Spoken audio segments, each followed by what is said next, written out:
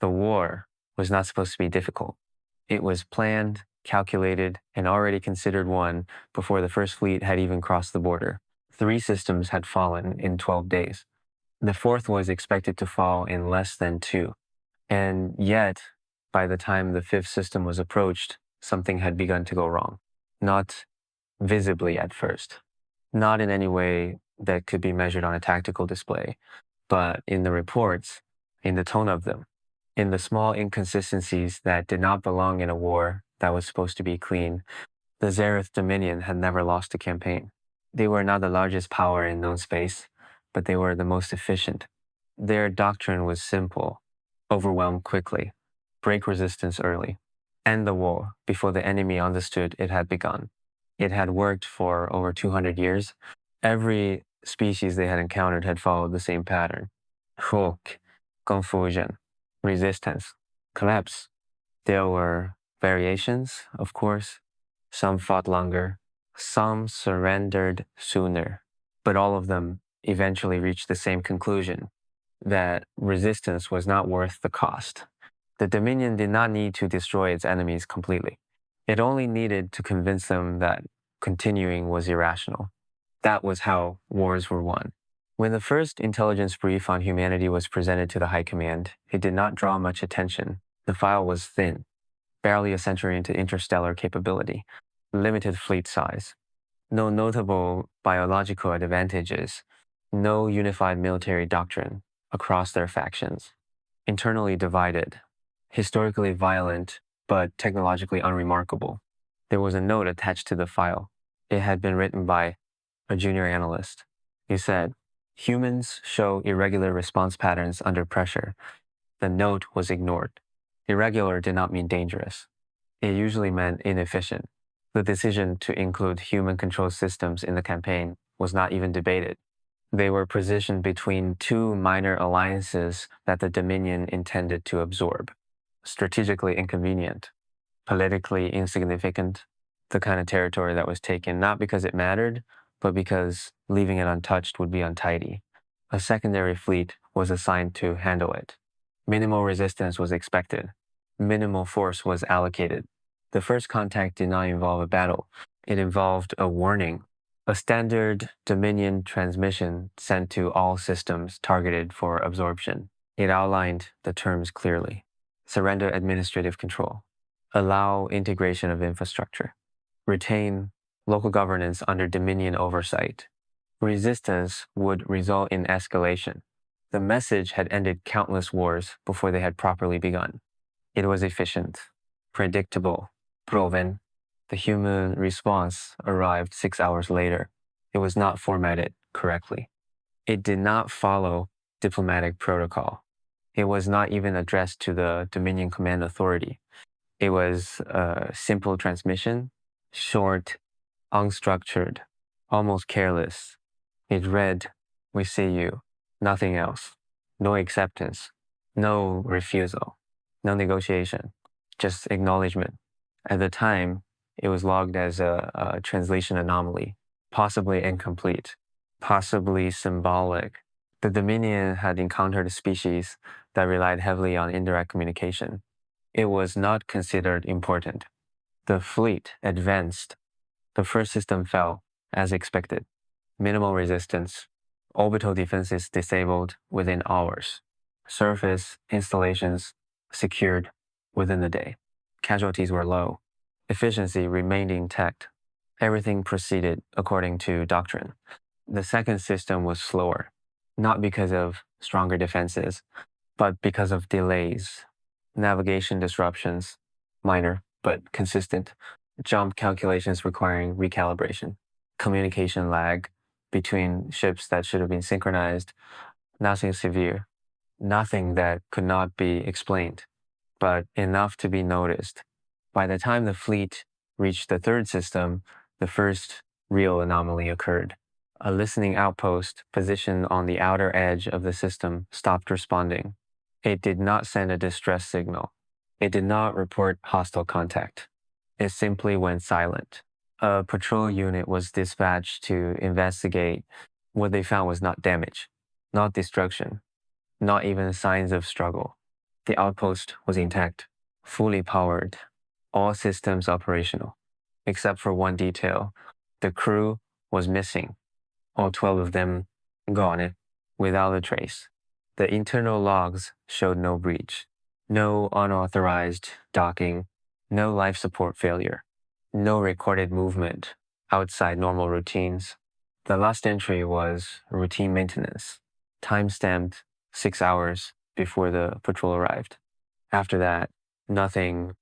The Dominion classified the incident as an internal failure, possible desertion, possible system malfunction, unlikely but not impossible.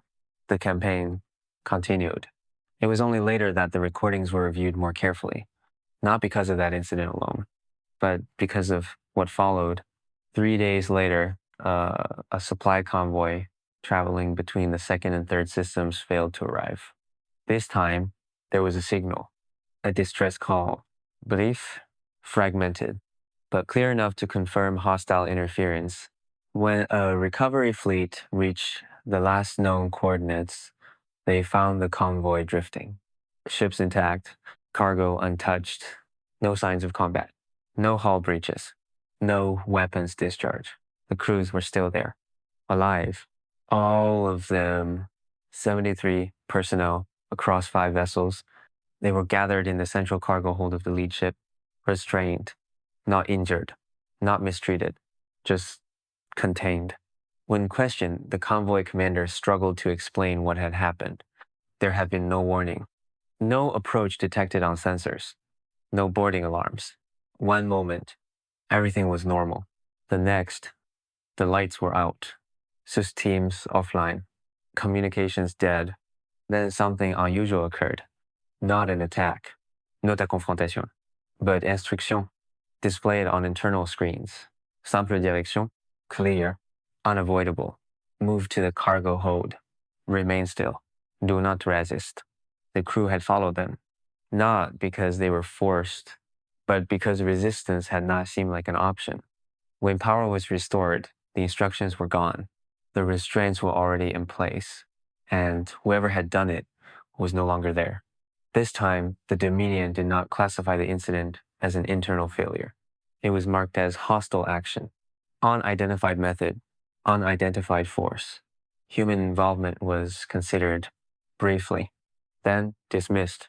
The operation required a level of coordination and precision that did not match the human profile. But the data, as it turned out, was incomplete. By the time the fleet reached the 4th system, the tone of the reports had changed.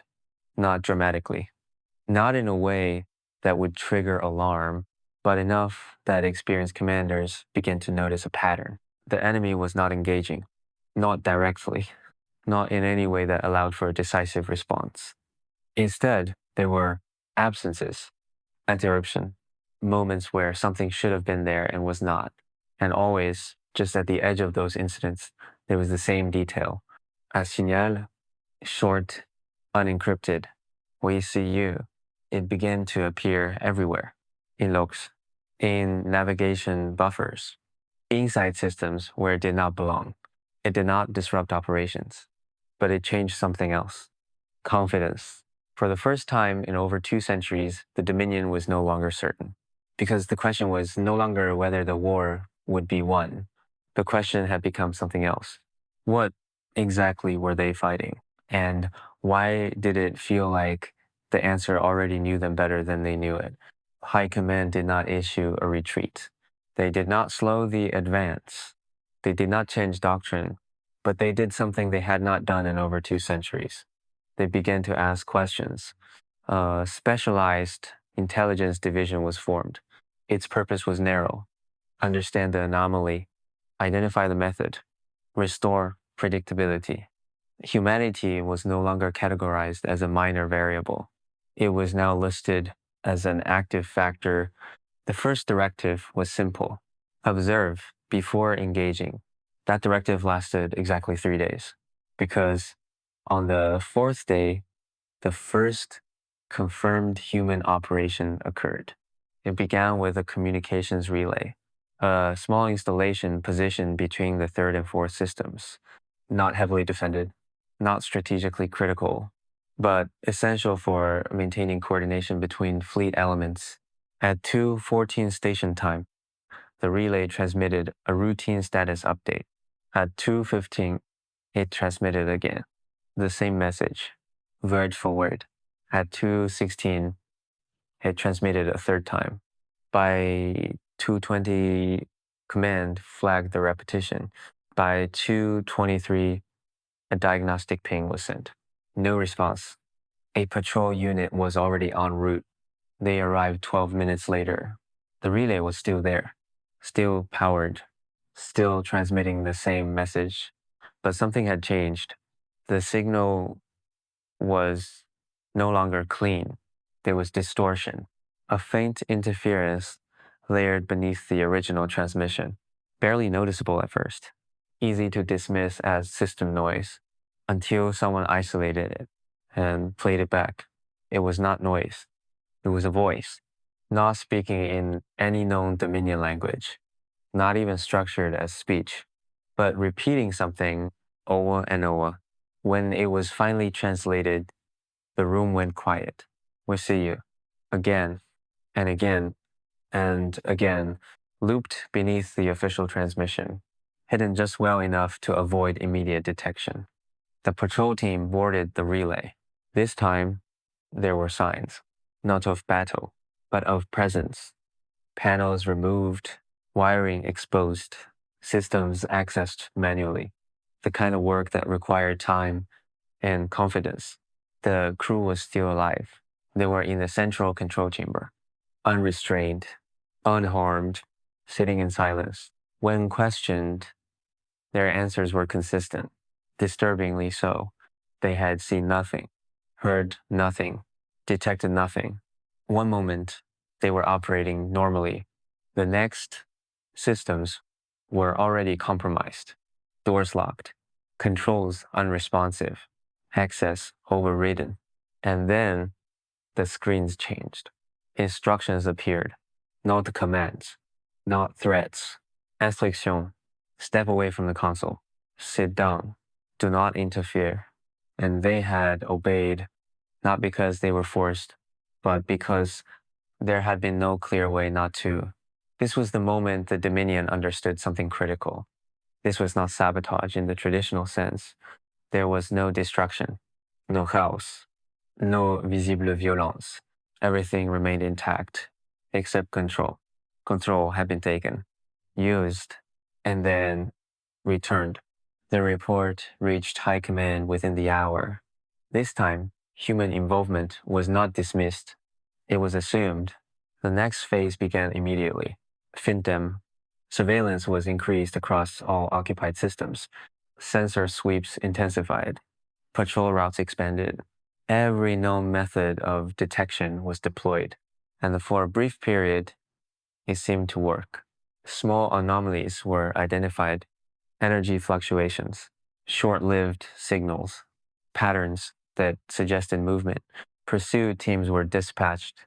They found nothing, not debris, not ships, not even residual signatures.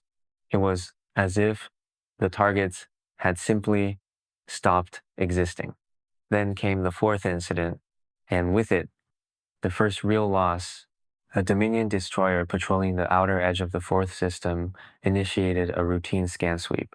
Nothing unusual was detected. 10 minutes later, the ship reported a minor systems fault, navigation drift. 5 minutes after that, communications lag. 3 minutes later, full blackout. The ship did not send a distress signal. It did not attempt evasive maneuvers. It simply disappeared from the network. When recovery forces located it, the damage was minimal. Hull intact, weapons offline, power at low output. The crew was alive, all 112 of them, confined to the lower decks, separated into small groups, no injuries, no signs of resistance, just compliance. The ship's systems told a different story. Access logs showed multiple internal overrides, command pathways rerouted, security protocols bypassed, all executed with precision, all executed from inside the ship. There was one more detail, small, almost insignificant, but impossible to ignore. On the primary command console, someone had left a message, not encrypted, not hidden, written directly into the system interface. Still watching. This time, the effect was immediate. The Dominion did not fear destruction. It did not fear loss. But this was something else. Because the enemy was not just attacking, it was observing, learning, adapting, and it was doing so without being seen. The intelligence division expanded its analysis. Human warfare history was no longer treated as background data. It became the primary focus. Patterns began to emerge, not in what humans did, but in how they thought. They did not seek decisive battles. They created conditions. They did not rely on strength. They relied on pressure, small actions, repeated, unpredictable, until the enemy began to react instead of act. And once that happened, the outcome was no longer controlled by numbers. It was controlled by uncertainty. High Command reviewed the findings. The conclusion was uncomfortable, but clear. This was not a conventional enemy. This was not even a conventional war. This was a process, slow, deliberate, and already underway because while the Dominion had been advancing system by system, something else had been advancing with them, unseen, untracked, watching, learning, waiting, and now it had begun to act. Stories spoke of monsters called humans. The myths were all true. By the time the fifth incident was confirmed, the Dominion stopped trying to explain the events as isolated failures. They were no longer anomalies. They were a pattern. And patterns could be studied, predicted, broken. That had always been the Dominion's strength. But this pattern refused to stabilize. Every time a variable was identified, it changed. Every time a method was understood, it evolved. The intelligence division produced its first complete assessment. It did not describe a fleet. It did not describe a weapon. It described a mindset. Humans, according to the report, did not approach war as a sequence of engagements. They approached it as an environment, something to be shaped, altered, controlled over time. They did not seek to destroy the Dominion's forces. They sought to change how those forces behaved. That realization came too late because by the time it was understood, the Dominion was already reacting. Orders were being delayed. Routes were being adjusted without full confirmation. Commanders were second-guessing reports that would once have been accepted instantly. Small changes, but enough. And the humans noticed. The sixth incident was the first to involve direct manipulation of command. It began with a routine fleet update. A task group operating near the fourth system received new movement orders, coordinates verified, authorization confirmed. Everything appeared correct.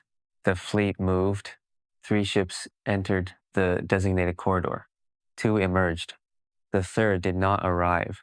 It did not appear on any sensor grid. It did not transmit distress signals. It simply vanished. Search operations began immediately. Long-range scans, probe deployment. Nothing. It was not until 12 hours later that the ship reappeared. Not damaged, not drifting, but stationary. Positioned exactly 3,000 kilometers from the Dominion's own forward command station. No alarms had been triggered. No defensive systems had activated because the ship's identification codes were valid. Its signals were correct. It had been allowed to arrive. Boarding teams were dispatched immediately. What they found was familiar. The crew was alive, contained, unharmed. But this time, there was something new. The ship's internal systems had been modified, not damaged, not corrupted, improved. Navigation pathways optimized, response times reduced, system redundancies enhanced, and embedded within the command interface message. Better now. The report caused confusion before it caused fear, because it did not make sense. Why improve an enemy system? Why return the ship at all? The answer came slowly, uncomfortably, because it was not about the ship. It was about the message. The Dominion was no longer being attacked. It was being demonstrated to show what could be done, shown how easily it could be done, and more importantly, shown that it could happen anywhere, at any time. That realization spread through the command structure faster than any official order. It did not need to be stated. It was understood. There were no safe positions, no secure systems, no guaranteed control, and still no enemy could be found. The Dominion escalated. Fleet presence increased across all occupied systems. Security protocols doubled. Access restrictions tightened. Every known defensive measure was implemented. The incidents did not stop. They adapted. Power grids failed briefly, then restored themselves. Weapon systems locked, then unlocked. Communications scrambled, then cleared. Each event was small, controlled, temporary, but together they created a constant state of disruption. The Dominion was still advancing, but no longer smoothly, no longer confidently. And the humans had still not committed a visible force. That changed on the 20th day. A Dominion strike group detected a signal, weak, irregular, but unmistakably artificial. It originated from within an asteroid field near the fifth system. The signal was not hidden. In fact, it was almost careless. For the first time, the Dominion had a target. The strike group moved immediately.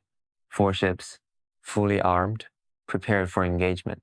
They entered the asteroid field in formation, sensors active, weapons charged.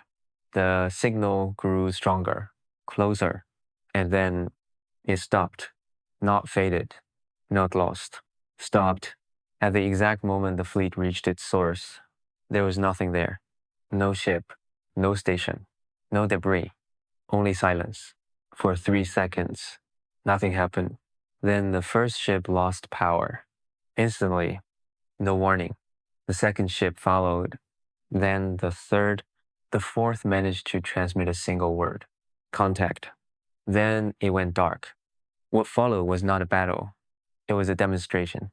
Because when recovery teams arrived, the ships were still there, floating, silent, and inside them, the crews were alive and waiting. The pattern was now undeniable. The humans were not trying to win quickly. They were not trying to destroy the Dominion. They were doing something far more dangerous. They were teaching them that control was an illusion, teaching them that strength did not matter if it could not be applied, teaching them that the war they believed they were fighting was not the war that was actually happening. And by the time the Dominion understood that, it was already too late to return to the old way, because now every system, every order, every movement came with a question: is this real, or is this what they want us to see? And once that question exists, certainty is gone. And when certainty is gone, control follows. By the 25th day, the Dominion was still advancing, but it no longer felt like a campaign. It felt like exposure. Every system they entered was already compromised in ways they could not define. Every position they secured felt temporary, and every success felt observed. The High Command issued a full strategic revision, not a retreat. Not yet, but a consolidation. Fleet units were ordered to regroup, hold positions, stabiliser control. The objective had changed from expansion to understanding, because for the first time in Dominion history, they did not understand the battlefield. The intelligence division expanded again. More analysts, more data, and for the first time, they stopped asking how humans were doing this. They began asking, where? The answer did not come quickly, but when it did, it changed everything. The humans were not operating from a single location. They were everywhere. not in force, not in numbers, but in presence. Small teams, embedded across multiple systems, moving quietly, avoiding detection, working independently, but with a shared objective. It was not a fleet. It was a network, and the Dominion had been moving through it from the beginning. Every disrupted relay, every compromised convoy, every silent outpost, each one had not been an isolated incident. They had been nodes, points in a structure that the Dominion had failed to see. And now, it was too late to map it completely, because the network was already active. The next phase began without warning. Supply lines failed, not destroyed, not intercepted, misrouted. Convoys arrived at the wrong systems. Fuel shipments diverted. Munitions delivered to empty coordinates. Everything looked correct. Until it wasn't. Command attempted to correct the errors. New orders were issued, verified, confirmed, and still the errors continued, because the problem was no longer the routes. It was the information. The Dominion relied on precision, on accurate data, on the assumption that what they saw was real. The humans had begun to break that assumption. Reports conflicted, sensor readings disagreed, confirmed positions were no longer reliable. And slowly, something began to spread through the command structure. Doubt, not fear, not yet, but doubt was enough, because doubt slowed decisions. And in war, slow decisions cost more than bad ones. The Dominion adapted the only way it knew how. It escalated. A full fleet concentration was ordered. All available warships in the region were to regroup at a central point. Overwhelming force. Applied directly. The logic was simple. If the enemy could not be found, then it would be forced to reveal itself. 48 warships began moving toward the designated system. Carriers, destroyers, command vessels. It was the largest concentration of Dominion power in the campaign. And for the first time, the humans did nothing. No disruptions, no interference, no signals. The silence lasted 3 days. It was the longest period without incident since the campaign began. At first, it was seen as progress. Then, it became something else, because the silence felt intentionnel, as if something had paused. Not stopped, paused, waiting. The fleet reached the designated system without resistance. All units reported in. All systems operational.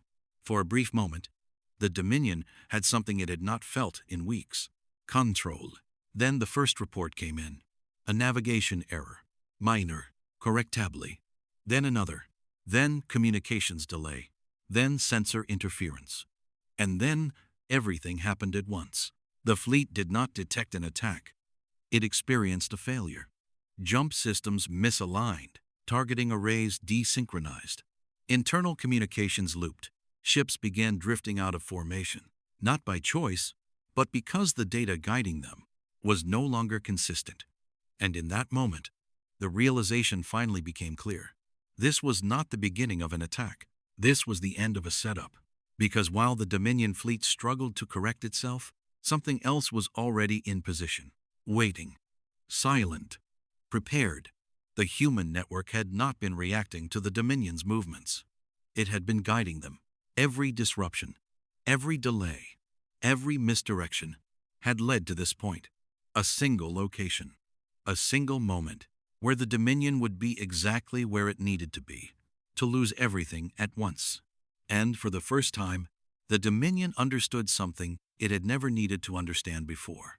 It was not in control of the war. It never had been. The Dominion fleet tried to stabilize. It did what it had always done: correct the error, restore formation, reassert control. But control was already gone. Navigation systems continued to disagree. Targeting data overlapped and conflicted. Command signals looped back on themselves. Ships drifted. Not wildly, not chaotically, just enough. Enough to break formation. Enough to disrupt firing arcs. Enough to turn precision into uncertainty. And then the trap closed. It did not begin with weapons fire. It began with silence. A region of space, directly ahead of the fleet, simply went dark. Sensors returned nothing. No stars, no radiation, no movement. En absence artificielle, précise. Then the first ship crossed into it. Its jump system collapsed instantly. Not damaged, disabled. The second ship followed. Then the third. Within seconds, the entire forward line had been forced out of faster-than-light alignment. They dropped into real space. Together. Too close. Too compressed. Too disorganized. And waiting for them was the truth of the war. Human ships. Not many. Not compared to the Dominion. But positioned perfectly. Hidden until the exact moment they were needed. Engines cold. Systems quiet. Watching. Waiting. The first volley came from 3 directions. Coordinated, but easy. It did not target the largest ships. It did not aim for maximum destruction. It targeted control, command vessels, sensor arrays, communication relays. The Dominion fleet did not break. It fractured. Ships tried to respond. Weapons fired. Some found targets. Most did not. Because the humans did not remain where they were expected to be. They moved. Not fast, but unpredictably. Always just outside the clean lines of engagement. Always just beyond full targeting solutions. The battle did not feel like a battle. It felt like being taken apart, piece by piece, system by system. Every attempt to regain control created another opening. Every correction led into another disruption. Because the humans were not reacting, they were executing. The plan had already been completed. This was just the result. The Dominion flagship held longer than the rest. Its systems were redundant. Its crew experienced. For a moment, it seemed possible that it might stabilize the situation. Then its command interface changed. Not corrupted, not disabled, changed. A single line appeared across every display. This was always the outcome. For the first time, the Dominion understood fear, not of destruction, but of inevitability, because there was no moment in the battle where they could point and say, "This is where we lost." They had lost long before the first shot was fired. They had lost the moment they entered the network. The battle lasted 4 hours. When it ended, 29 Dominion warships were disabled or destroyed. The remaining vessels withdrew, not in formation, not in order. They retreated. The campaign ended 3 days later. The official request for ceasefire was transmitted without condition. No negotiation, no demands, just an end. The Dominion did not attempt to recover the lost systems. It did not attempt retaliation. It stopped because it understood something that could not be undone. This was not an enemy that could be defeated through force. This was an enemy that changed the nature of the fight itself. In the aftermath, analysts reviewed the entire campaign. Every movement, every incident. The conclusion was simple and deeply uncomfortable. The humans had never been reacting. They had been guiding the war from the beginning. Every disruption had shaped decisions. Every decision had shaped movement. Every movement had led to the trap. It had not been a battle plan. It had been a process. And once it began, there had been no way to stop it. There were losses on both sides. Small, by Dominion standards, but not insignificant. In a quiet room aboard one of the human vessels, a single soldier sat alone. There were no celebrations, no speeches, only a small light and a sheet of paper. The soldier wrote slowly, carefully, each word deliberate. Not a report, not a log, a letter. It took time, more time than efficiency would allow. But that was the point, because what had been lost was not a number. It was a person, and that difference was something the Dominion had never accounted for. The records of the war spread quickly, across systems, across species. At first, they were treated as exaggeration, stories, distorted accounts of an unusual conflict. But the data supported them. The evidence confirmed them. And slowly, the stories changed. They stopped being dismissed. They started being believed, Stories of a species that did not fight like others. Stories of a war that was lost before it was understood. Stories of monsters called humans. The name was not entirely accurate, because monsters were simple, predictable, driven by instinct. Humans were not. They felt fear. They understood loss. They did not seek war. But when it came, they did something far more dangerous than winning. They endured. They adapted. And they did not stop. That was the part the Dominion recorded. Not as a warning, but as a conclusion. If humans chose to fight, the outcome was not determined by strength. It was determined by time. And humans were willing to take as much of it as necessary. The final entry in the Dominion's official war archive was brief. Uncharacteristically so. It did not describe the battle. It did not analyze the failure. It simply stated, engagement with human forces is not advised. There was a pause in the document. Then one final line. They do not stop. And in the silence that followed, no one questioned it.